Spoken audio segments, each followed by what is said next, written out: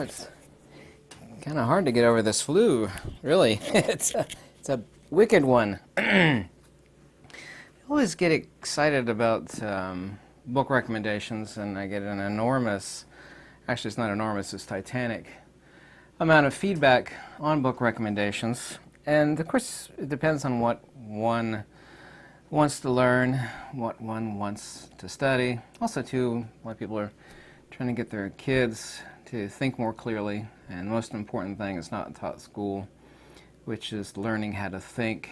It's incredibly vital, rather than pure memorization, which is the complete antithesis of an actual education at all. Filling your head with useless facts that you can get on your iPhone or any computer is not conducive.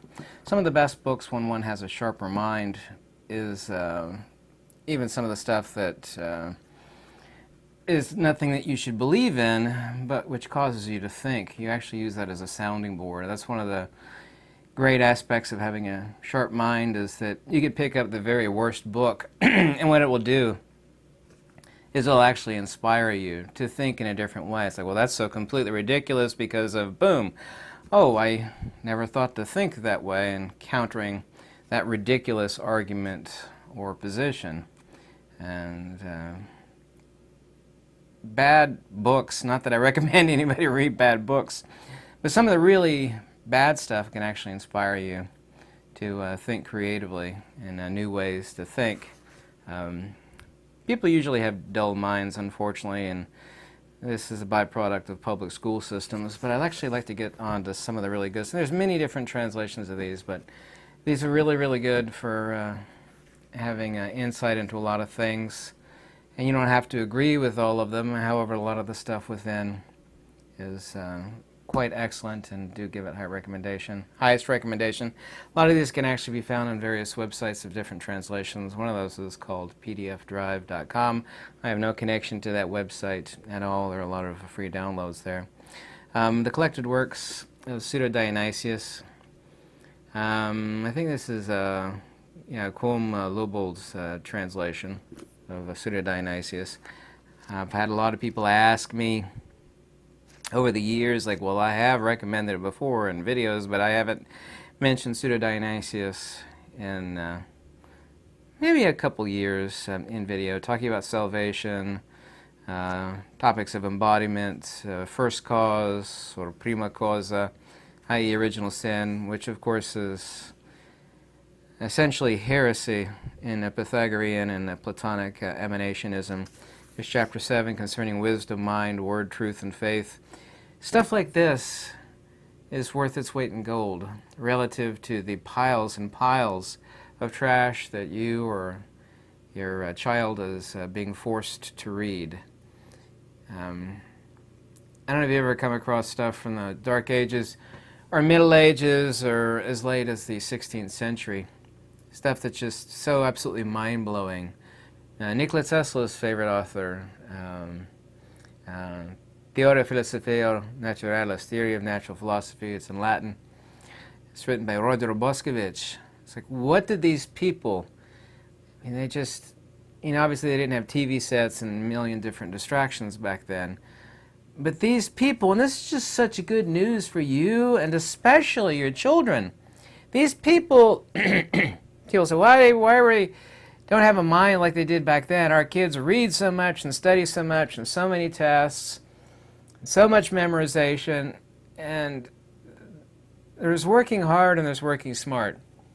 You don't have to read a super titanic amount of stuff.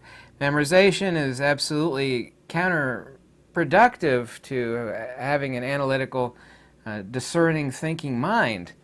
You only need to read some golden treasures. And those works that I would consider to be treasures are not that many. Read them slowly and understand them. This develops a toolbox within your mind to have critical thinking on so many different levels of life.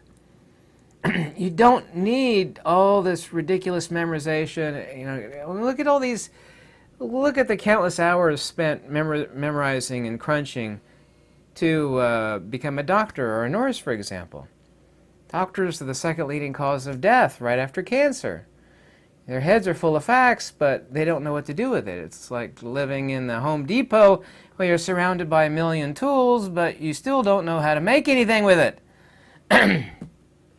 I digress. Let me move on. That was my little rant about excess memorization. Pseudo-Dionysius, the Areopagite.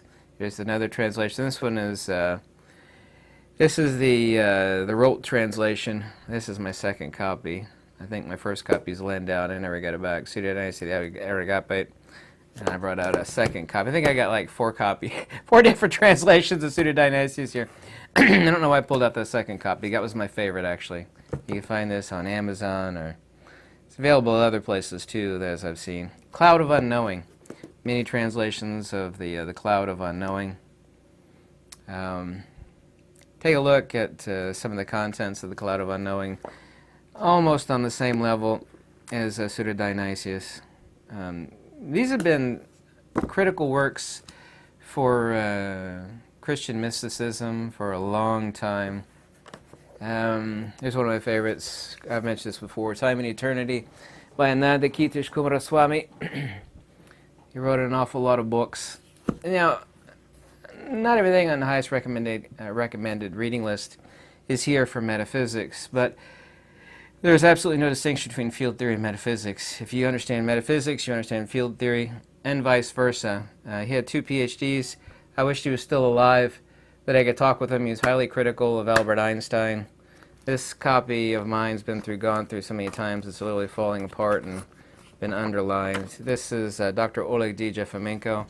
It's causality, electromagnetic induction, and gravitation. You don't have to understand the formulas in it to actually peruse through it. Well, you don't peruse through a book like this. I take that back. But understanding the conundrums of causation between electricity, magnetism, and gravity, and of course I've got at least 2,000 or 3,000 videos on that topic alone. I don't agree with many of the things that are said and concluded here by Dr. Oleg D. Jefamenko, but it helps me to think in different ways, and this is where books that I don't agree with like half the contents of, yet are still very inspiring. It's kind of like a fool could be, not that Jefamenko was a fool could be inspiring by, being illuminating to what it is that you shouldn't do in life and how you should think differently. If you have a sharp mind, you could use bad stuff. And this is not bad stuff at all. It's great stuff, actually. Here's something else, the highest recommendations on First Principles by Origin. I don't know if you're familiar with Origin. I've done a video years ago on Origin. I could sit and read this all night long. That's the problem I actually have with my life, is I'm up to 4 or 5 o'clock every night working on something, reading or writing. But Origin, there's a lot of works by Origin. John Scotus Erigena, this is a treatise on divine predestination. Is this one from my favorite author, my friend Deirdre Carabine? No, it's Mary Brennan, excuse me, sorry about that. Treatise on Divine Predestination by John the Scot. This is the same guy who penned the Metaphysics that I recommended to so many thousands of people, and so many thousands of people I've read, recommended, that have got back to me. Sorry, I still have the flu. I seem a little weird in how I'm saying some of these things, a little congested. So sorry, you could hear it in my voice. This is a 16th century German mystic. This is not all he wrote. Actually, if you took all his stuff that he wrote, it would stack about this high up off the floor. This is, imagine a German, 16th century German redneck farmer. Not that he was a redneck, just a hayseed, if you will, as they say. And had a mystical vision, and it just blew up in his mind in a good way. And he decided to reveal the things. There's a book, excuse me. It's called Knowing. It was based upon many of the insights herein. Some of the stuff directly from Jakob Böhme. Anyway, there's a lot of free downloadable stuff by Jakob Buma on pdfdrive.com, various other websites. What's the one on something on the tenfold life of Christ is the best. This is one of the seminal works. This is a 2-volume set. It's volume 1. There's volume 2 here of Mysterium Magnum. He was born in 1575. I've got multiple copies of Mysterium Magnum. I have no idea why. I keep seeing them used bookstores, and then they never get read. It's because it's too tough for people. I don't care if you're a Christian, a Pythagorean, a mystic. This is one of the things that you won't hear anybody on YouTube talking about, or in any top recommended reading list. But this stuff is just such pure gold. Some of his stuff is better than others. But he has about 6 primary works: Tenfold Life of Christ, Mysterium Magnum in 2 volumes, which is I have here. It's absolutely incredible. I could just...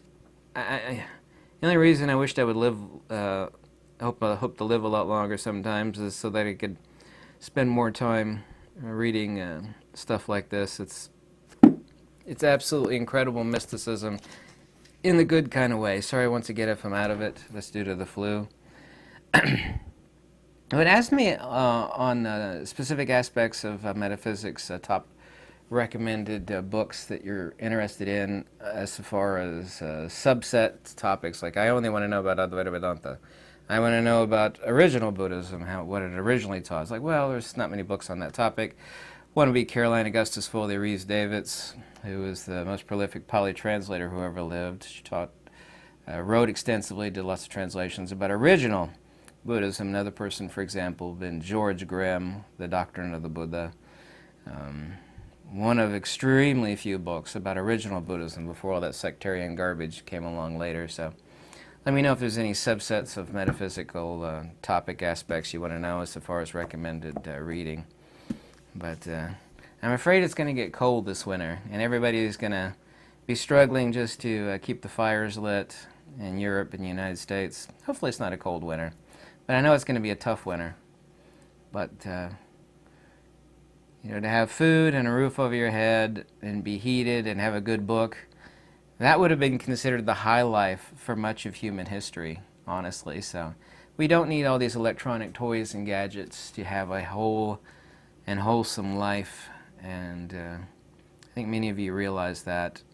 And if you don't, you should.